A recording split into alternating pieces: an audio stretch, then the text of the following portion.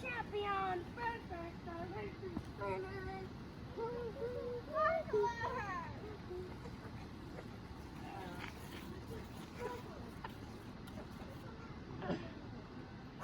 Good morning, and welcome to the Unitarian Universalist Congregation of the Swannanoa Valley. I'm Evan Yannick, and I am a member of the Board of Trustees. I hope that you've been well since we were last together in this space 2 weeks ago. It seems as if sometimes time has stopped, while simultaneously everything is happening. In any case, I hope that you're safe and continuing to handle this situation with grace. We welcome you this morning to this day and this opportunity to be together in community, which is a time of joy, comfort, and sometimes challenges. This Unitarian Universalist congregation is a place where we come to learn more about being human. We're not here because we've figured out life's questions or because we think we've got it right. We've come here to learn more about being in relationship together, how to listen, how to forgive, how to be vulnerable, and how to create trust and compassion in one another. This holiday weekend, let us move into worship willing to be authentic with each other, honest within ourselves, and opening to connection in all its forms. And now, let our service begin.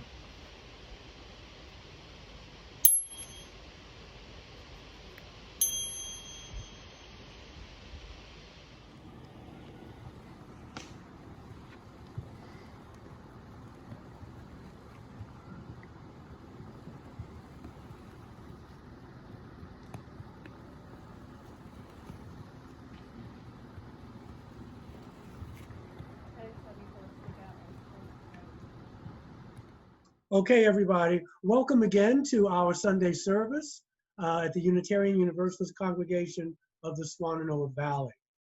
Our opening words this morning as we light our chalice.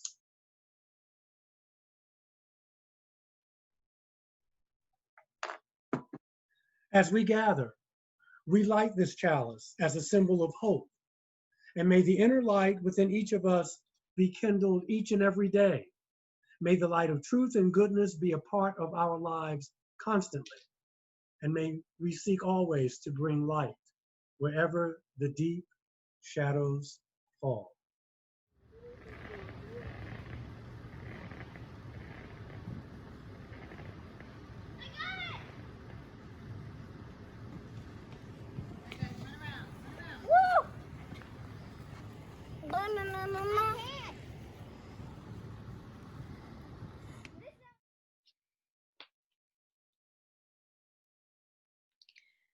Henry's Freedom Box, a true story from the Underground Railroad by Ellen Levine and illustrated by Kadir Nelson.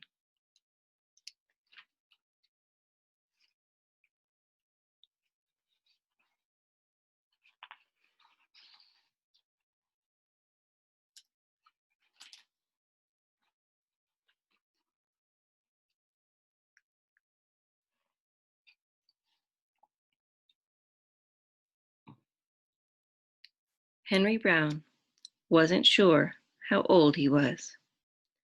Henry was a slave, and slaves weren't allowed to know their birthdays.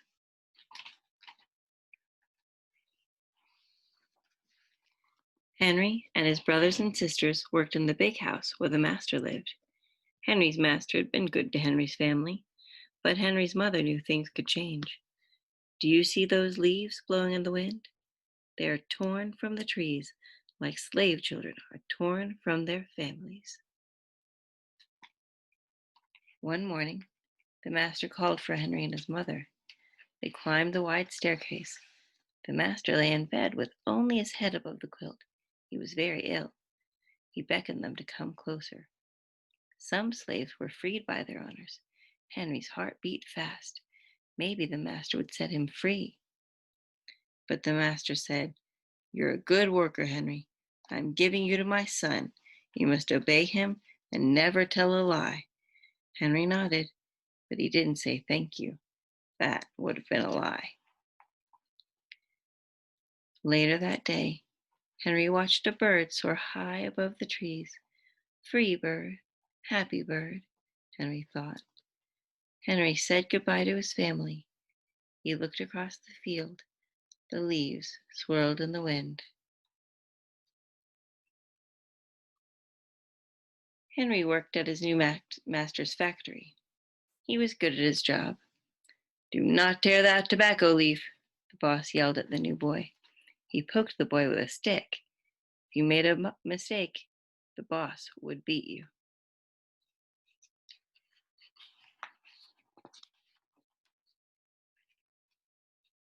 Henry was lonely.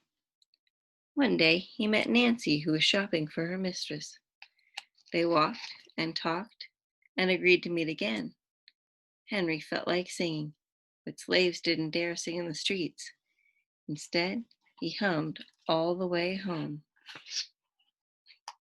Months later, Henry asked Nancy to be his wife.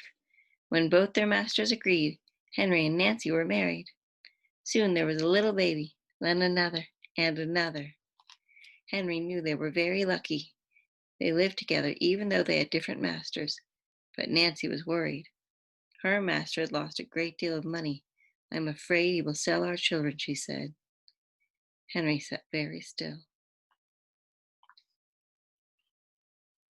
Henry worked hard all morning. He tried to forget what Nancy had said.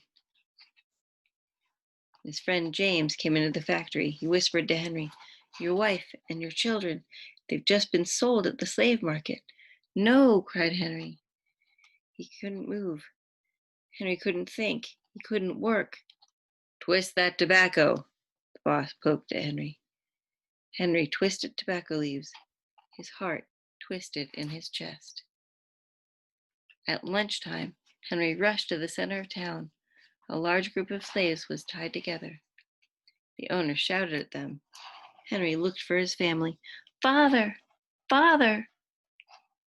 Henry watched his children disappear down the road. Where was Nancy?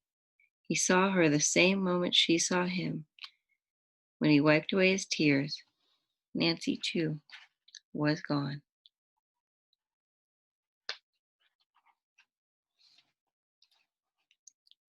Henry no longer sang.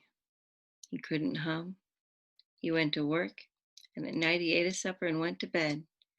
Henry tried to think of happy times, but all he could see were the carts carrying away everyone he loved.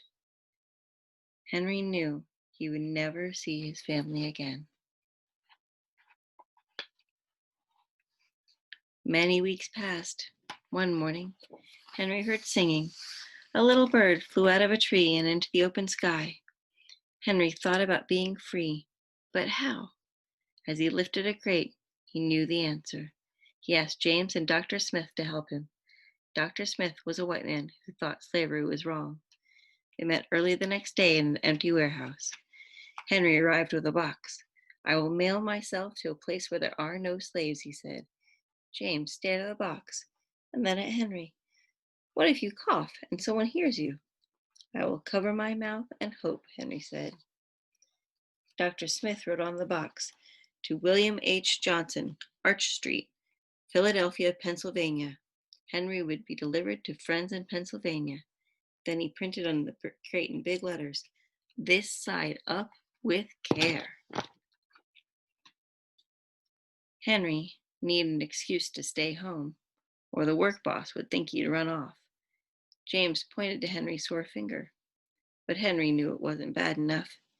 He opened a bottle of oil of vitriol. "No," cried James. Henry poured it on his hand. It burned his skin to the bone. Now the boss would have to let him stay home. Dr. Smith bandaged Henry's hand. They arranged to meet the next morning at 4 o'clock.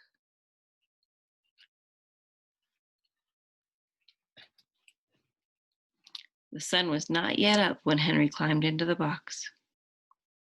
"Ready," he said. James nailed down the lid. Dr. Smith and James drove to the station. The railway clerk tipped the box over and nailed a paper to the bottom. Dr. Smith begged the clerks to be careful, but they didn't listen. They threw the box into the baggage car. Hours passed. Henry was lifted up and thrown again, upside down. He heard waves splashing. This must be the steamboat headed for Washington, D.C. The ship rode smoothly, but Henry was still upside down. Blood rushed to his head. His face got hot. His eyes ached. He thought his head would burst, but he was afraid to move. Someone might hear him. "I'm tired of standing," someone said. "Why don't we move that box and sit on it?" said another. Henry held his breath. Could they be talking about his box? Henry was pushed. His box scraped the deck. Now he was on his right side, now his left, and suddenly right side up. "What do you think's in here?" the first man said. "Mail, I guess," said the other. I am mail, thought Henry, but not the kind they imagine. Henry was carried off the steamboat and placed in a railroad car, this time head up. He fell asleep to the rattling song of the train wheels. When he awoke, it was to loud knocking. "Henry, are you all right in there?" "All right," he answered. The cover was pried open. Henry stretched and stood up. 4 men smiled at him. "Welcome to Philadelphia." At last, Henry had a birthday, March 30th, 1849, his first day of freedom. And from that day on, he also had a middle name. Everyone called him Henry Box Brown. Expecto Patronum!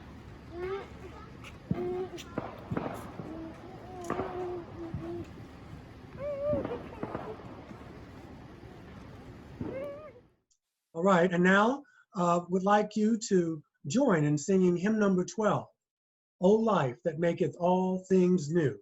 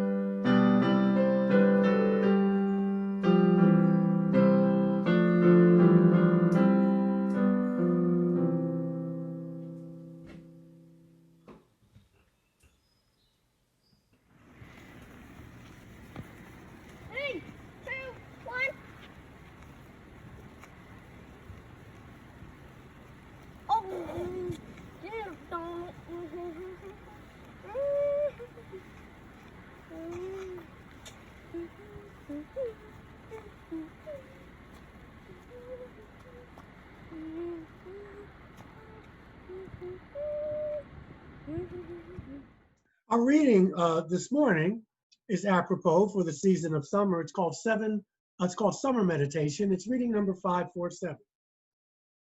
Now blows the wind with soft, relaxing warmth.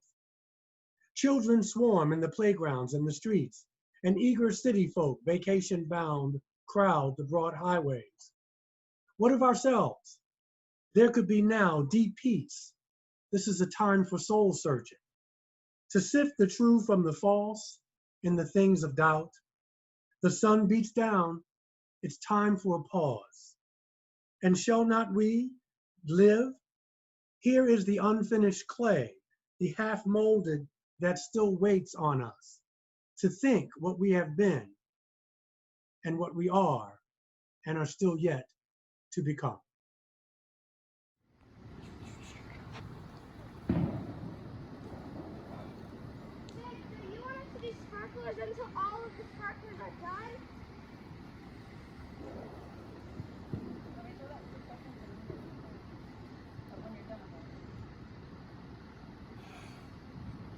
Thank you. You're welcome. And now we have a selection, The Happy Wanderer, from our church choir.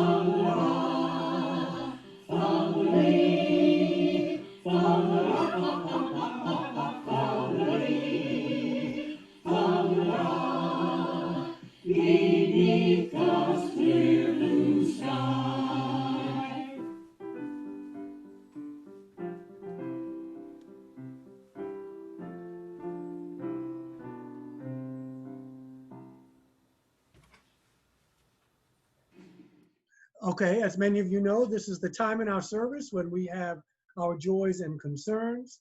And so we will take a moment and listen to the concerns of our community. I want to put in a little extra surprise for a special someone. And this is a real happy birthday.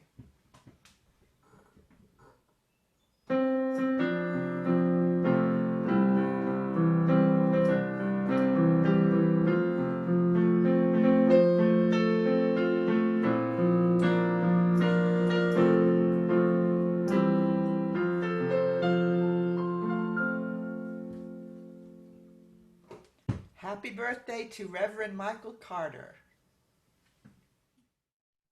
And now for those of you who, for whatever reason, did not have a chance or have anything to share with us this week, we keep you in our thoughts and in our prayers. 1, 2, 3, 4, 5, 6, 7, 8.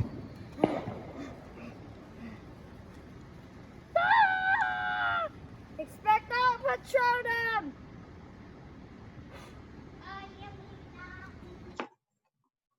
I invite you now to center yourselves as you normally do and join me in our prayer meditation, and there'll be a time of silence afterwards. This is simply entitled, Thank You. Thank you. To what or whom I address the words, I do not know. I only know I must speak them, and if no one else hears them, doesn't matter. I need to hear them for myself. Bubbling up from some hidden well within, they come unbidden. Blessings have come to me beyond my deserving. This I do know. To be sure, there are always moments of pain. There are times I curse my fate and condemn my lot. Life from time to time seems, well, doesn't seem, it is unfair. My burdens often seem to outweigh my blessings. All this I know. Still, there's always the gift of life. Always there are beauty and joy and meaning lurking beneath the blanket of depression and despair. Always there are those who lift me up. Always there are lessons to be learned. Always I would rather be than not. And so I say, thank you. And now, while our minds and hearts are one, I now leave you for a brief moment with the eloquence of silence.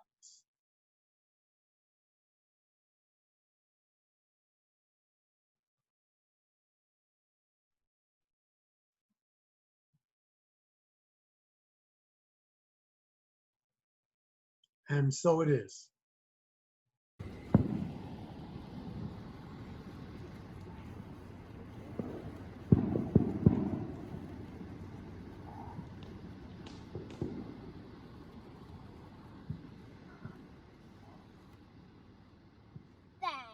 We have a second selection from our choir called Samagaza.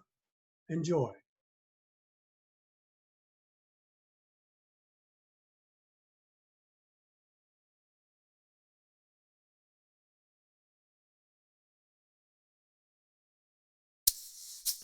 Hawe, Hawe, Somagwaza. Hawe, Hawe, Somagwaza.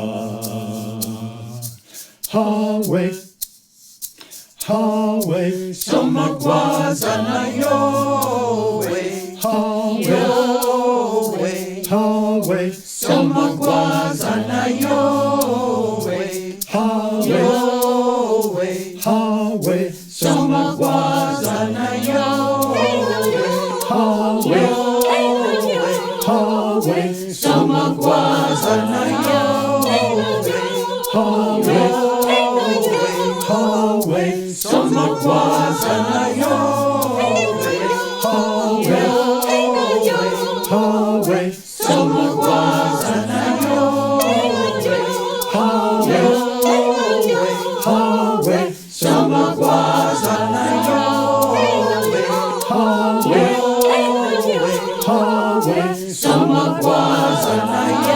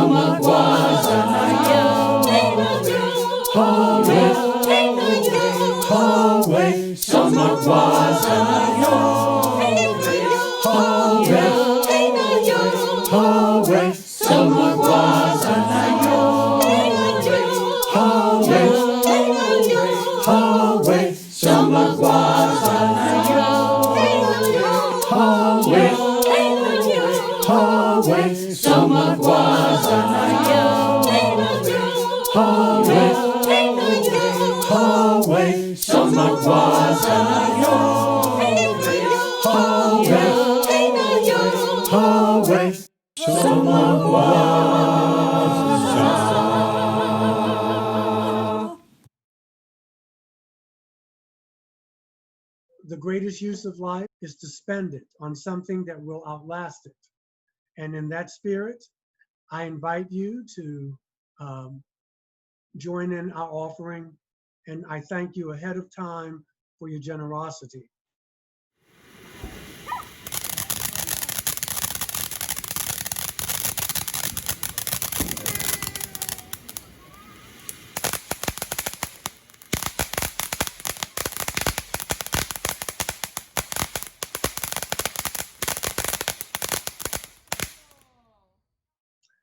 The 4th of July holiday, as long as I can remember, always rang hollow to me. This was before I was even any politically aware, culturally aware, woke.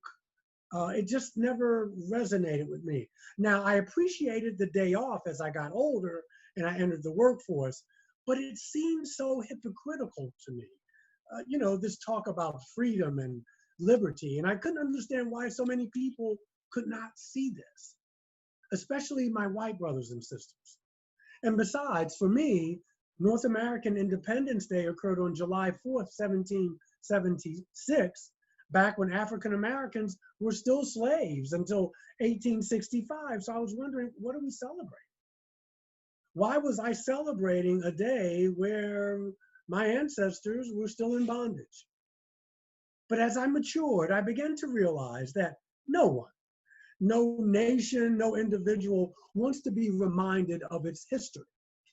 It's painful, you know, to be vulnerable to that, especially a history that is littered with the corpses of enslaved and indigenous people from a land that was stolen.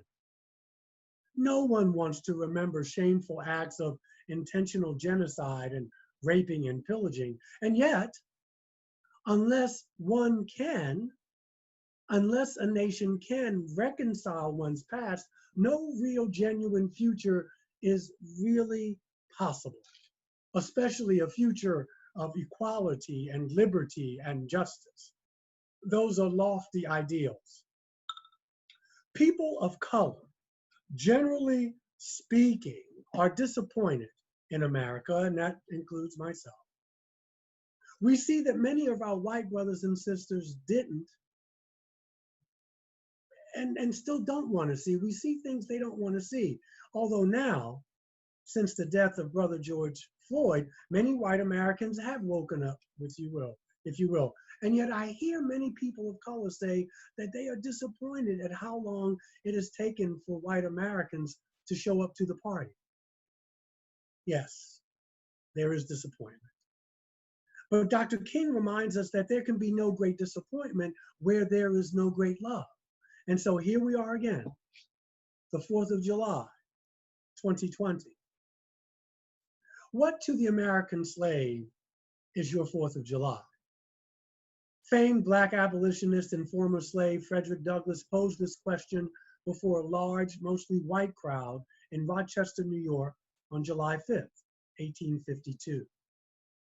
It is a day that reveals to him more than all the other days in the year the gross injustice and cruelty to which he is the constant victim, Douglass explained, adding that he felt much the same way. He said, I am not included within the pale of this glorious anniversary. The 4th of July is yours, not mine. On July 5th, 1852, Frederick Douglass gave a keynote address at an Independence Day celebration, and he asked, what to the slave is the 4th of July? Now, Douglass was a powerful orator after traveling 6 months out of the year to give lectures on abolition. His speech was delivered at an event commemorating the signing of the Declaration of Independence held at Corinthian Hall in Rochester, New York. And it caused much upheaval. It was a scathing speech in which Douglass stated, this 4th of July is yours, not mine. You may rejoice, but I must mourn. In his speech, Douglass acknowledged the founding fathers of America, the architects of the Declaration of Independence, for their commitment to life, liberty, and the pursuit of happiness. Fellow citizens, he says, I am not wanting in respect for the fathers of this republic. The signers of the Declaration of Independence were brave men. They were great men too, great enough to give fame to a great age. It does not often happen to a nation to raise at one time such a number of truly great men. But the point from which I am compelled to view them is not certainly the most favorable. And yet I cannot contemplate their great deeds with less than admiration. They were statesmen, patriots, and heroes, and for the good they did and the principles they contended for, I will unite with you to honor their memory. Douglass states that the nation's founders are great men for their ideals of freedom, but in doing so, he brings awareness to the hypocrisy of their ideals with the existence of slavery on American soil. Douglass continues to interrogate the meaning of the Declaration of Independence to enslaved African Americans experiencing grave inequality and injustice. He goes on to say, fellow citizens, pardon me. Allow me to ask, why am I called to speak here today? What have I, or those I represent, to do with your national independence? Are the great principles of political freedom and of natural justice embodied in that Declaration of Independence? Is it extended to us? And am I, therefore, called upon to bring our humble offering to the national altar and to confess the benefits and express devout gratitude for the blessings resulting from your independence to us? I say it with a sad sense of disparity between us. I am not included within the pale of your glorious anniversary. Your high independence only reveals the immeasurable distance between us. Would to God, both for your sakes and ours, that an affirmative answer could be truly returned to these questions. Then would my task be light and my burden easy and delightful. For who is there so cold that a nation's sympathy could not warm him? Who so obdurate and dead to the claims of gratitude that would not thankfully acknowledge such priceless benefits? Who so stolid and selfish that would not give his voice to swell the hallelujahs of a nation's jubilee when the chains of servitude have been torn from his limbs? I am not that man. In a case like that, the dumb might eloquently speak, and the lame man would leap. But such is not the state of the case. I say it with a sad sense of disparity between us. I am not included within the pale of glorious anniversary. Your high independence only reveals the immeasurable distance between us. The blessings in which you, this day, rejoice are not enjoyed in common. The rich inheritance of justice and liberty prosperity, and independence bequeathed by your fathers is shared by you, not by me. The sunlight that brought you light and healing has brought stripes and death to me. This 4th of July is yours, not mine. You may rejoice. I must mourn. A little over a decade later, however, African Americans like Douglass began making the glorious anniversary their own. At the end of the Civil War in 1865, the nation's 4 million newly emancipated citizens transformed Independence Day to a celebration of Black freedom. The 4th became an almost exclusively African American holiday in the states of the former Confederacy until white Southerners, after violently reasserting their dominance of the region, snuffed these Black commemorations out. Before the Civil War, white Americans from every corner of the country had annually marked the 4th with feasts, parades, and copious quantities of alcohol. Black Americans demonstrated considerably less enthusiasm. And those who did observe the holiday, like Douglass, to do so, they preferred to do it on July 5th to better accentuate the difference between the high promises of the 4th and the low realities of life for African Americans, while also avoiding confrontations with drunken white revelers. Yet the tables had turned by July 4th, 1865, at least in the South. Having lost a bloody 4-year war to break free from the United States and defend the institution of slavery, Confederate sympathizers had little desire to celebrate the 4th now that they were back in the Union and slavery was no more. The white people, wrote a young woman in Columbia, South Carolina, they shut themselves within their doors. African Americans, meanwhile, embraced the 4th like never before. From Washington, D.C. to Mobile, Alabama, they gathered together to watch fireworks and listen to orators recite the Emancipation Proclamation, the Declaration of Independence, and the 13th Amendment, which abolished slavery when it was ratified in late 1865. There's a book by Ethan J. Keitel, Denmark Vesey's Garden, Slavery and Memory in the Cradle of the Confederacy. The author states the most extraordinary festivities were held in Charleston, South Carolina, the majority Black city where Southern secession and the Civil War had begun. At the 1865 commemoration in Charleston, one speaker noted the altered meaning of the holiday for Black Americans, who could at last bask in the sunshine of liberty. Each year, thousands of Black South Carolinians lined up early to watch African American militia companies march through the city streets. Led by mounted officers, some of whom were ex-slaves. These Black companies were often named for abolitionists and other Black heroes. The 1876 4th of July parade included the Lincoln Rifle Guard, the Attucks Light Infantry, the Douglass Light Infantry, and the Garrison Light Infantry. After the parade, enormous crowds bought peanuts and cakes and fried fish and beer from vendors who were camped out in the shady spots. Throughout the South, freed women were always out there. They were conspicuous participants in 4th of July celebrations, pushing back against the gender and, in many cases, class barriers that relegated them to the sidelines of Reconstruction politics. The domestic workers and washerwomen of the Daughters of Zion and the Sisters of Zion, 2 benevolent societies in Memphis, Tennessee, they marched in parades each year. Freed women joined freedmen in annual performance of songs, and we find in Charleston and elsewhere, whites deeply resenting their former slaves, turning the 4th into a commemoration of Black liberty. What a dreadful day it was, complained one Charleston planter in a letter to his daughter. One local merchant lamented in his journal that the nation's holiday had become a nigger day, nigger procession, nigger dinners, and balls and promenades, and scarcely a white person seen in the streets.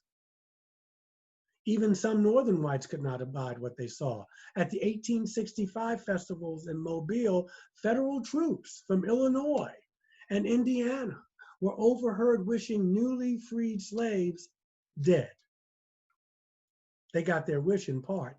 In the decade to come, as 4th of July celebrations became more politically charged affairs, Republican candidates and office holders played a prominent role in the festivities in the 1870s, much to the consternation of white Democrats, who used some commemorations as an opportunity to reclaim their power through force of arms. On July 4th, 1875, a white mob broke up a Republican rally in Vicksburg. Now remember, the Republicans at that time were the party of Lincoln. The Democrats were the party of the white man in the South. But a white mob broke up a Republican rally in Vicksburg, Mississippi, killing a black deputy sheriff. The next year in the village of Hamburg, South Carolina, anger over a black militia parade on the 4th boiled over into a full-blown riot that left at least 7 African Americans dead at the hands of white vigilantes. The Hamburg massacre helped conservatives wrest control of local and state governments from the biracial Republican Party that fall, making South Carolina one of the final 3 southern states to be returned to the Democratic fold. In the years that followed, as white Southerners began implementing segregationist laws and customs, they quashed official black celebrations of the 4th. African American families and friends continued to meet in more informal gatherings in the city, but by the early 1900s, both Charleston and Atlanta had forbidden vendors from setting up food stalls along the streets where black residents had long congregated on the 4th. The African Americans, noted a Memphis newspaper, now marked the holiday by going away by themselves, celebrating behind closed doors in black churches and cultural institutions or with family. As they removed black commemorations from public spaces, white Southerners deployed racist tropes to question black affection for the holiday. For instance, the Atlanta Constitution declared on July 4th, 1901, that African Americans seemed a bit hazy as to why they actually celebrated the 4th. One shiny black-faced old darky said he reckoned they celebrated just because it was watermelon season. And to the average black person, that is reason enough. Beneath the ridicule was something more serious. It was a concerted effort to delegitimize black claims to the holiday. African Americans did not observe the 4th, white critics sneered, out of a sincere sense of patriotism or an accurate understanding of what the day meant. After all, they insisted the 4th of July did not apply to Black Americans. It neither represented their freedom nor testified to their status as people worthy of equal citizenship. In 1902, white people in Atlanta completed their commemorative coup with an elaborate 4th of July program. A children's chorus sang 3 patriotic songs, Dixie, the Star-Spangled Banner, and America. A parade of local dignitaries, among them both Confederate and Union veterans, walked through the city. The nation's birthday was back where it belonged, in the hands of true Americans. That this patriotic display honored men who had fought to destroy the United States did not bother local whites. On the contrary, erasing the contradiction was necessary. By the turn of the century, white Americans everywhere gave in to the lure of sectional reconciliation. Union and Confederate veterans, for instance, buried the hatchet, no, not in each other's backs, but in reunions that emphasized the bravery of all combatants and avoided any reference to slavery or the legacy of emancipation. Reframing who could rightfully celebrate Independence Day proved a critical part of this reconciliation process, helping smooth over regional differences in the service of a unifying national white supremacy. In the Jim and Jane Crow South, where segregation, disenfranchisement, and racial lynching were the order of the day, the message was crystal clear. African Americans were as unfit for the fruits of freedom as they were for the 4th of July. Once again, as Frederick Douglass had said 50 years earlier, Black Americans were not included within the pale of their nation's birthday. And the words of poet Langston Hughes come to mind. America never was America to me, and yet I swear this oath, America will be. And so it goes. As we go about our 4th of July celebrations this year and in the years to come, let us continue to work and to pray for the day when this nation finally decides to live out the meaning of its creed of liberty and justice for all.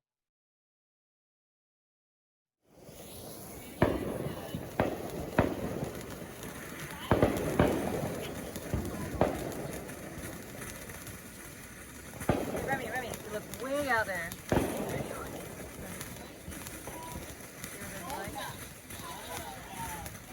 And now our closing hymn, hymn number 144, Now is the Time Approaching.